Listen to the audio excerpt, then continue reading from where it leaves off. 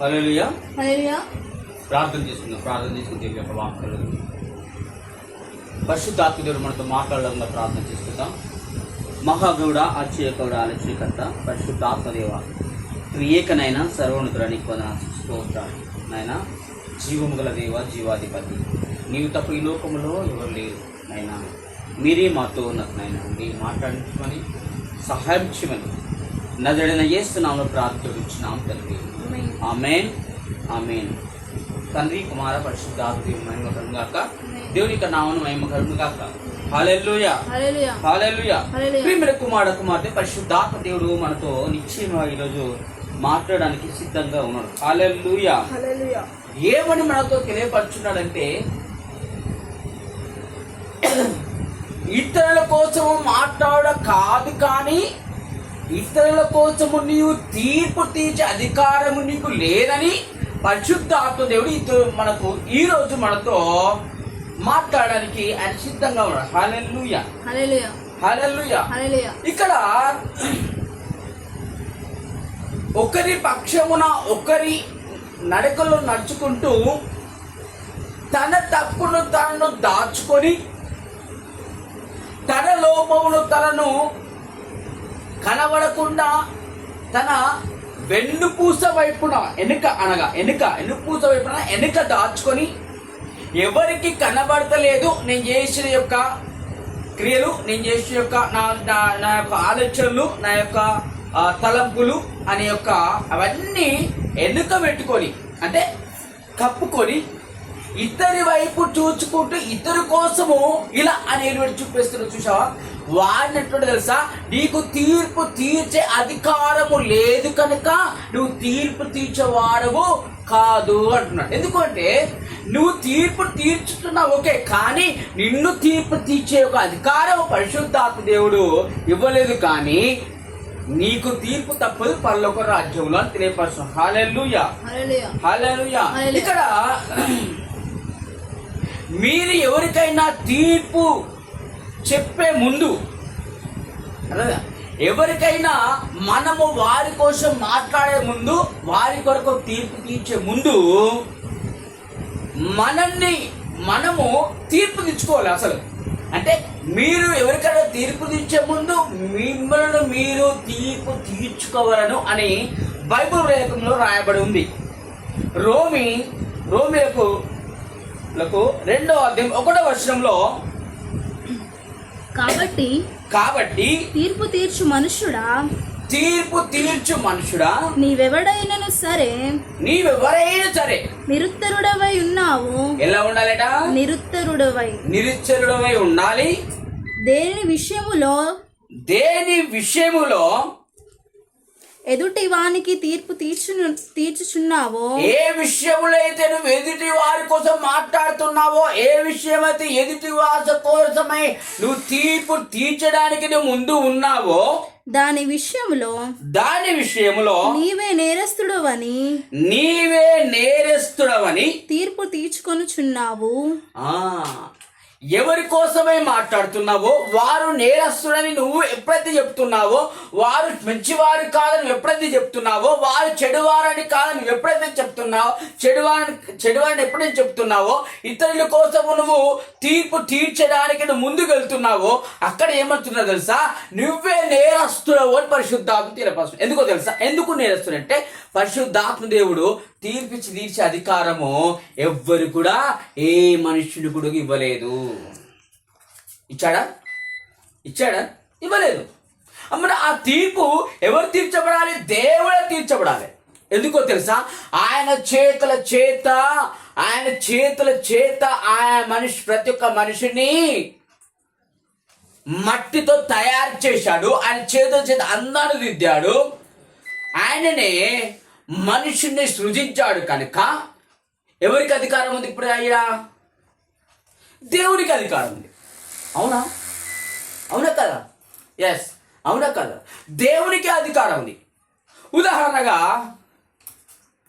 ఒక చేను చేస్తున్నాము, ఒక వరియో జొన్నలో పంట పండిస్తున్నాము, ఒక పెద్ద పొలాన్ని చేస్తున్నాడు ఆ రైతు చేస్తున్నాడు. కానీ ఆ చేను యొక్క యజమానుడు తప్ప వేరొక యజమానుడు వచ్చేసి ఈ పంటను కోసే అధికారము ఆ వేరొక యజమానికి దొరుకుతుందా? అధికారం ఉంటుందా? ఉండదు. ఎందుకంటే ఎవరైతే ఆ పంటను చేను చేస్తున్నాడో, ఎవరైతే నీరు పెట్టి ఆ యొక్క పొలాన్ని పెంచుతూ ఉన్నాడో, ఆ యొక్క ఆహారము యొక్క పండించే యొక్క ధాన్యాన్ని కాపాడుతున్నాడో, ఈ యొక్క అపవాదికి దొరకకుండా, ఏ పిటిలకు దొరకకుండాను ఆ కాపరి కాచుకుంటూ, ఆ కాపరి యొక్క చేను కాపరి కాచుతూ ఉన్నాడో, ఆయనకే ఒక అధికారం ఉంది. కానీ ఇతర ఒక మనుషునికి అధికారం లేదని పరిశుద్ధాత్మ తెలియపరుస్తున్నాడు. ఈ ఉదాహరణ శిక్షణగా దేవుడు ఏమంటున్నాడు? నేను మనుషుని తయారు చేశాను, వారిని శిక్షించేవాడిని నేనే, వారిని తీర్పు తీర్చేవాడిని నేనే. కానీ మీలో మీరు భేదాలు పెట్టుకొని తీర్పు ఇచ్చే అధికారం నీకు ఎవరు ఇచ్చారని పరిశుద్ధాత్ముడే తెలియపరుస్తున్నాడు. ఎవరిచ్చాడు? మరి ఎవరు ఇవ్వలేదు. ఏ యొక్క అపవాది యొక్క సాతాన్ని కూడా తీర్పిచ్చే అధికారం లేదు. ఏ మనుషుడైతే సృజించాడో ఆ సృష్టికర్తయ్యకు యెహోవా దేవుడే ఈ తీర్పు ఇచ్చే అధికారము ప్రతి ఒక్క మనుషునికి ఇవ్వలేదు. కానీ తీర్పిచ్చే అధికారము పరలోక రాజు దేవునికే మహిమ కలుగును గాక. అనగా దేవుడే తీర్పు ఇచ్చగలరు. తను చేస్తున్న యొక్క క్రియలు చెడు కావచ్చు, తన యొక్క జీవితం వాక్యానుసారంగా లేదు కావచ్చు, తన యొక్క మాట్లాడుతున్న ప్రతి ఒక్క మాట దైవ సంబంధించింది కాకపోవచ్చు, లోకానుసారం యొక్క క్రియలు ఉండవచ్చు. కానీ నువ్వు చేసే పని ఏంటిదో తెలుసా? నువ్వు తీర్పు తీర్చడం కాదు, కానీ వారికి ఏలు బట్టి చూపెట్టే దానివి వాడవు కాదు. కానీ దేవుని యందు భయభక్తి నీవు ఉంటే, వారిపైన నీకు ప్రేమ ఉంటే, మోకరించి యెహోవా దేవునికి అనగా తండ్రి యొక్క పరిశుద్ధాత్మ త్రియక దేవునికి వారు చేసిన ప్రతి ఒక్కటి నీకు నచ్చకపోతే వారి పట్ల ప్రేమ అభిమానులు కలిగించి ఆయన నువ్వు మోకరించి సుత్యాగం చేసుకుంటూ ఆయనకు చెప్పాలి. ఆయన తీస్తున్న తీర్పు. ఒకవేళ ఆయన సన్నిధిలో నువ్వు వారి యొక్క క్రియలు వారికి అప్పకైపకపోతే అక్కడ నువ్వు పాపము క్రియలో మునిగిన వాడవైతావు. దానికి మించిన పాపము లేదు అని పరిశుద్ధాత్మ తెలియపరుస్తున్నాడు. అందుకనే ఎవరు కూడా మనుషుడు తీర్పిచ్చే అధికారము పరిశుద్ధాత్మ దేవుడు ఇవ్వలేదని ఈరోజు మనకు నిశ్చయముగా తెలియపరుచుతున్నాడు. మత్తయి సువార్త 7వ అధ్యాయము 1వ వచనంలో మీరు తీర్పు తీర్చకుడి, అప్పుడు మిమ్మును గూర్చి తీర్పు తీర్చబడు. మీరు తీర్పు తీర్చకుడి. అప్పుడు ఎందుకని తెలుసా? మిమ్మల్ని గురించి తీర్పు తీర్చబడుతుంది. ఎక్కడ? పరలోక రాజ్యంలో. పరలోక రాజ్యంలో పోమో గ్యారంటీ లేదు. ఎందుకు తెలుసా? నువ్వు పాప లోకంలో ఉన్నావు, పాప క్రియలో ఉన్నావు. నీవు నీ యొక్క పాపములను, నీ యొక్క క్రియలను తప్పుకొని ఇతరులకు నీవు తీర్పు తీర్చబడక ఇతరులకు తీర్పు చూసినా దానికి మించిన పాపము లేదు అని పరిశుద్ధాత్మ దేవుడు తెలియపరుచున్నాడు. అందుకంటున్నాడు, మీరు తీర్పు తీర్చకుడి, అప్పుడు మీరు తీర్పు తీర్చబడుదురు. ఆ తీర్పులో మీరు నెగ్గకపోతే నెగ్గరు. ఎందుకు తెలుసా? మీరే తీర్పు తీర్చబడలేదు కనుక ఇతరులు తీర్పించే అధికారం పరిశుద్ధాత్మ దేవుడు నీకు ఇచ్చినప్పుడు నువ్వు ఎందుకు వారికి తీర్పించే అధికారము నీకు ఎవరిచ్చారు? అపవాదన్న సాతానుడు ఎన్నో క్రియలుగా, ఎన్నో చుప్పులుగా మాట్లాడుకుంటూ ఆ తీర్పు తీర్చడానికి ఆయన వెళ్తాడు. ఓకే, కానీ అది దైవ సంకల్ప క్రియలు కావు అని పరిశుద్ధాత్మ దేవుడు చెప్తున్నాడు. 5వ వచనంలో వేషధారి మొదట నీ కంటిలో నన్ను దూలమును తీసివేసుకొనుము, నీ కంటిలో నన్ను దూలము తీర్చుకొను. అప్పుడు నీ సహోదరుని నీ సహోదరుని కంటిలోనున్న నలుసును నీ సహోదరుని కంటిలో ఉన్న నలుచును తీసివేయటకు నీకు తేటగా కనబడును. తీసివేటకు నీకు తేటగా కలుగును. హల్లెలూయా. హల్లెలూయా. అక్కడ ఏమంటున్నాడు? ఒక స్త్రీ అంటున్నాడా? ఓ మనుషుడా అంటున్నాడా? ఓ కుమారుడా అంటున్నాడా? ఓ కుమార్తె అంటున్నాడా? అక్కడ ఏమంటున్నాడు? వేషధారి. ఓ ఏ వేషధారి కదా.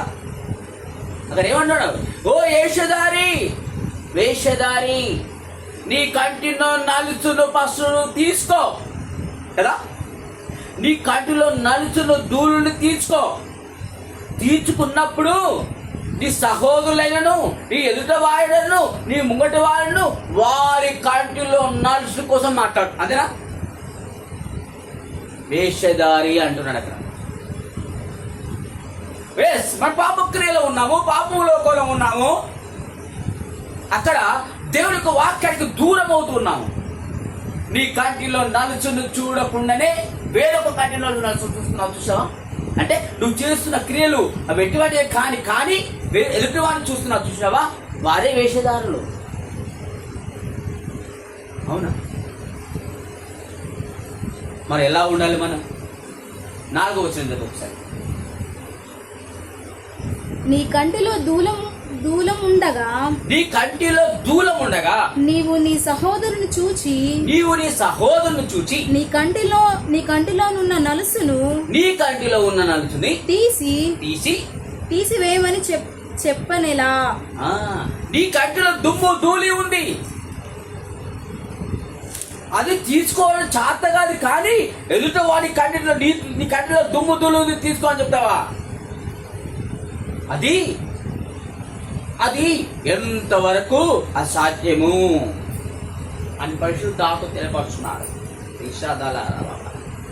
వాక్యానుసారం యొక్క జీవితం కలిగినప్పుడు, పరిశుద్ధాత్మ చేత యొక్క వరముతో నింపబడను, ఆత్మ చేత నింపబడ్డప్పుడు, దేవుడి యొక్క వాక్యము హృదయములో నాటబడినప్పుడు, అంతరంగంలో సుత్యాగము జరుగుతూ ఉన్నప్పుడు, ఆత్మ పురుషుడు పరిశుద్ధాత్మ యొక్క అభిషేకించినప్పుడు, నీలో ఆత్మ పురుషుడు బలపరిచినప్పుడు, నీవు అప్పుడు దేవుడి యొక్క అనుసంధానమే కలిగి ఉంటావు. నీవు ఆయనతో ప్రతి క్షణం మాట్లాడుతూ ఉంటావు. అప్పుడు నీకు అలాంటి ఆలోచనలు రానే రావు.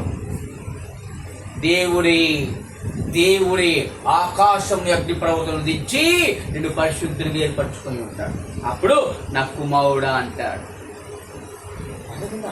ఇతరులను తీర్పు తీర్చడం అంటే నీవు తీర్పు తీర్చబడక ముందే నువ్వు ఇతరులు తీర్పించే అధికారం ఎవరు ఇవ్వలేదు. వారి యొక్క క్రియలు వారిని నాశనం చేస్తున్నాయా? నువ్వు మోకరించి ప్రార్థన చేయి, అంతే తప్ప ఎవరికి కూడా అధికారం ఇవ్వలేదు. 2వ వచనం 3వ వచనం చదువు. మీరు తీర్పు చొప్పుననే మిమ్మును గూర్చి తీర్పు తీర్చబడును. మీరు కొలుచు కొలత చొప్పుననే మీకును కొలవబడును. నీ కంటిలోనున్న దూలము నెంచక నీ సహోదరుని కంటిలోనున్న నలుసును చూచుట ఎలా? నీ సహోదరుని కంటిలో ఉన్న నలుసును చూచడం ఎలా?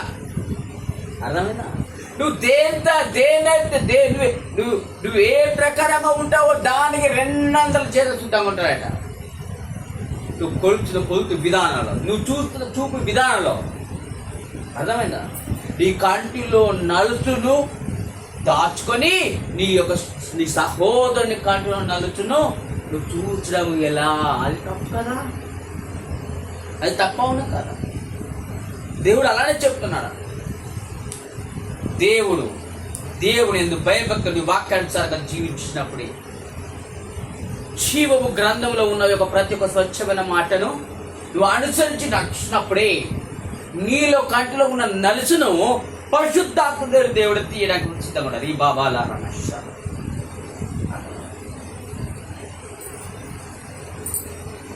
దేవుని యొక్క వాక్యము ఎలా ఉందో అలా జీవించాలి అంతే. ఒకవేళ దేవుని యొక్క వాక్యము లాగలేకు ఎలా ఉందో అలా జీవించకుండా నువ్వు వ్యతిరేకంగా జీవిస్తూ ఉంటే నువ్వు నేర్చుకున్న బోధ అబద్ధము. నువ్వు చేస్తున్న క్రియ అబద్ధమే. నీకు బోధిస్తున్న వారు అబద్ధ బోధికులే అవుతారు.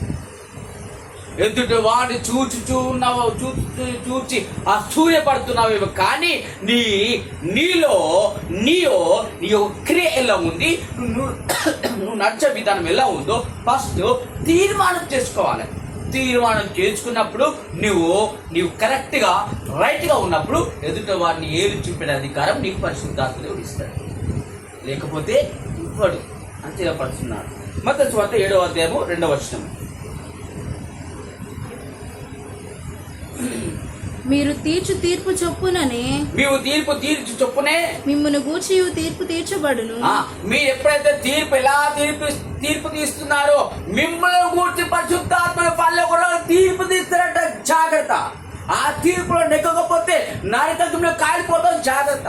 ఆ నరకంలో కాలుతూ బ్రతుకుతూ చనిపోతూ జీవిస్తూ ఉండాలి. అది కావాలా నీకు? అది కావాలా? అది కావాలంటే అపవాది యొక్క లోగిలో నడుస్తున్నావు. అది అద్దు అనుకుంటే నీవు ఆయన సన్నిధిలో మోకరించి నీ యొక్క పాపానికి బాధ్యతలుగా నువ్వు చేసిన ప్రతి దేవుడే ఏర్పరచుకుని ఉంటాడు. లూకా 6:38. క్షమించుడి అప్పుడు మీరు క్షమింపబడుదురు. క్షమించుడి అప్పుడు మీరు క్షమించబడతారు. ఇయ్యుడి అప్పుడు మీకు ఇయ్యబడుతుంది. అణచి కుదిలించి దిగజారునట్లు నిండు కొలతను మనుషులు మీ ఒడిలో కొలుతురు. మీరు ఏ కొలతతో కొలుతురో ఆ కొలతతోనే మీకు మరలా కొలవబడుదురు. హల్లెలూయా. అర్థమైందా? క్షమించుడి, మీరు క్షమించబడతారు. అర్థమైందా? దేవుడి యొక్క వాక్యానుసారంగా ఉన్నప్పుడు మీ కృప నిరంతరం ఉండడానికి దేవుడు ఏదైతే చేస్తుంటావో దానికి రెండంతలుగా ఇవ్వడానికి సిద్ధంగా ఉన్నాడు. చివరిగా కీర్తన 99:12 వచనంలో ప్రభువా మా పొరుగువారు నిన్ను నిందించిన నిందకు నిన్ను నిందించిన నిందకు ప్రతిగా వారి ఎదలోనికి రెండంతలు నిందను కలగజేయును. అప్పుడు నీ ప్రజలను నీ మంద గొర్రెలమునైన మేము సదాకాలము నీకు కృతజ్ఞతాస్తుతులు చెల్లిస్తున్నాము అని చెప్తున్నారు. హల్లెలూయా. దేవుని యొక్క చేతిలో మనం గొర్రె పిల్లలమై ఉన్నాము. ఆయనే కాపరి, మన గొర్రెల కాపరిగా ఉన్నాడు. ఆయన ప్రతిక్షణం అనుక్షణము కాపాడుతూ ఉన్నాడు. మీరు తీర్పిచ్చే అధికారము పరిశుద్ధాత్మ దేవుడు ఇవ్వలేడని తెలియపరుస్తున్నాడు. ప్రార్థన చేసుకుందాము. నీ తీర్పు ఎవరు తీర్చబడాలి?